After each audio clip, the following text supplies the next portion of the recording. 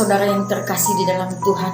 dalam hidup ini tentunya banyak hal yang kita alami, banyak hal yang kita hadapi. Nah, saudara yang terkasih, mungkin engkau pernah dijahatin oleh sesamamu, engkau diperlakukan tidak baik, engkau dihina, engkau difitnah, engkau direndahkan, dan bahkan sampai hal itu membuat engkau terjatuh, engkau tertekan, dan engkau menjadi terpuruk. Saudaraku yang terkasih, tentunya ketika kita diperhadapkan dalam hal-hal yang demikian, ada hal yang mungkin sulit untuk kita terima, dan hal itu tidak gampang untuk kita bisa menghadapinya, apalagi untuk menjalaninya. Saudaraku yang terkasih, terkadang kita sebagai manusia ingin membalaskan sesuatu hal supaya kita merasa puas di dalamnya, karena hal-hal yang diperlakukan terhadap kita yang membuat kita menjadi tertekan, yang membuat kita menjadi jatuh, dan bahkan membuat kita menjadi terpuruk, dan membuat hal itu ingin rasanya memberontak sendiri karena kita merasa telah diperlakukan tidak adil. Saudaraku yang terkasih di dalam Tuhan,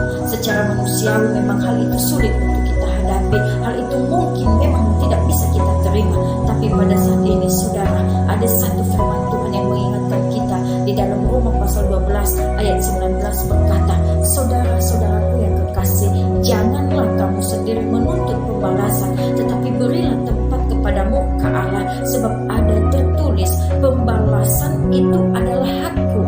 akulah yang akan menuntut pembalasan,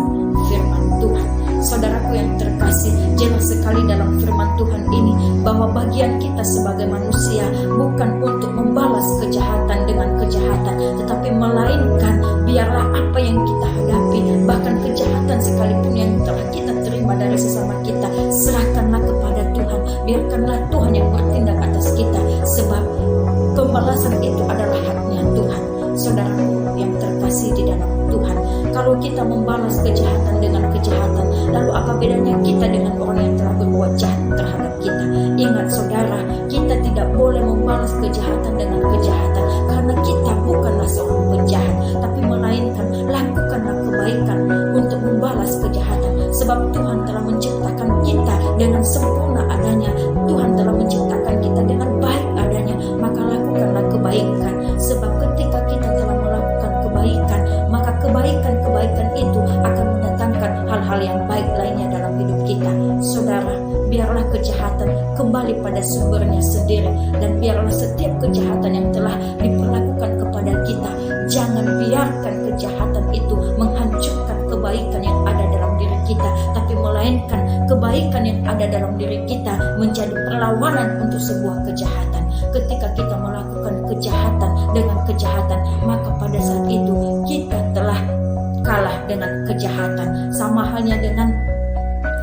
firman Tuhan yang tertulis di dalam Roma pasal 12 ayat 21 berkata, janganlah kamu kalah terhadap kejahatan, tetapi kalahkanlah kejahatan dengan kebaikan. Ketika kita melakukan kejahatan untuk membalas kejahatan, maka pada saat itu kita telah kalah dengan kejahatan. Tetapi ketika kita telah melakukan kebaikan untuk melawan sebuah kejahatan, maka pada saat itu kita telah menang atas kejahatan itu. Saudaraku yang terkasih di dalam Tuhan, lakukanlah kebaikan supaya kebaikan yang kita lakukan itu akan berpihak hal-hal yang baik kepada kita, dan biarlah kebaikan yang kita lakukan akan menjadi sebuah bara api yang menumpuk di atas kepala orang yang telah menjahatin kita, sama seperti yang tertulis di dalam Roma pasal 12 ayat 20 berkata demikian, tetapi jika seterumu lapar, berilah dia makan, jika ia haus, berilah dia minum. Dengan berbuat demikian,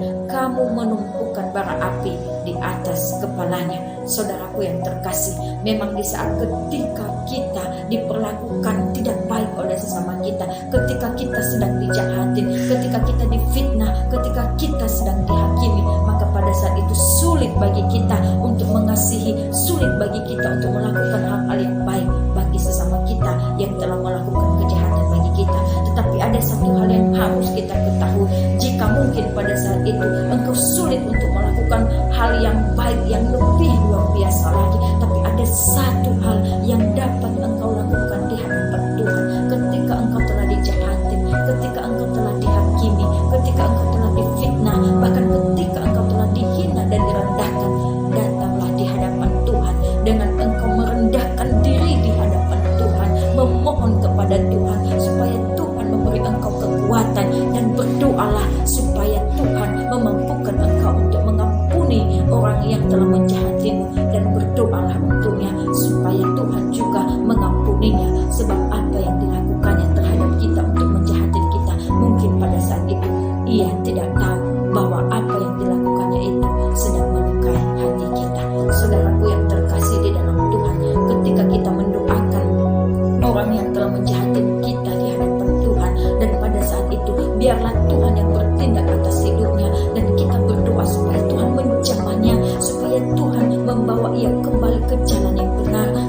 ia tidak terus-menerus hidup dalam kejahatan yang ia lakukan, supaya ia tidak hidup dalam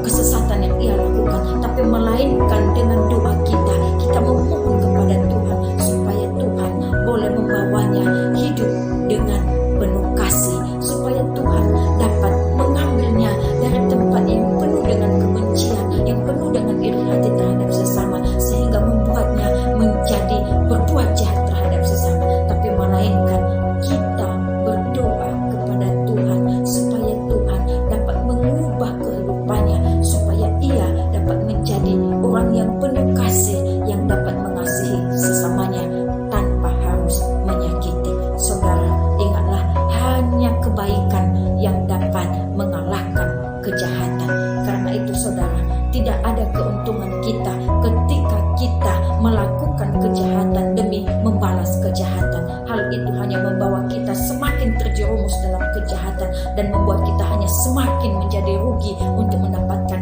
belas kasihan Tuhan. Tetapi lakukanlah kebaikan untuk mengalahkan kejahatan itu, maka kebaikan yang kita lakukan akan senantiasa membuat kita mampu untuk tetap bersuka cita dan akan senantiasa membuat kita selalu bersyukur kepada Tuhan. Karena itu saudara, pada saat ini jika ada orang yang telah menyakitimu dengan menghakimimu, dengan menjahatimu, memfitnahmu, maka pada saat ini datanglah di hadapan Tuhan, berdoalah kepada Tuhan supaya Tuhan dapat mengubah kehidupannya dan ia menjadi orang yang lebih baik lagi, sehingga ke depan ia semakin hidup lebih mengasihi lagi, dan kiranya kita senantiasa dimampukan oleh Tuhan untuk bisa mengampuni orang yang telah bersalah kepada kita.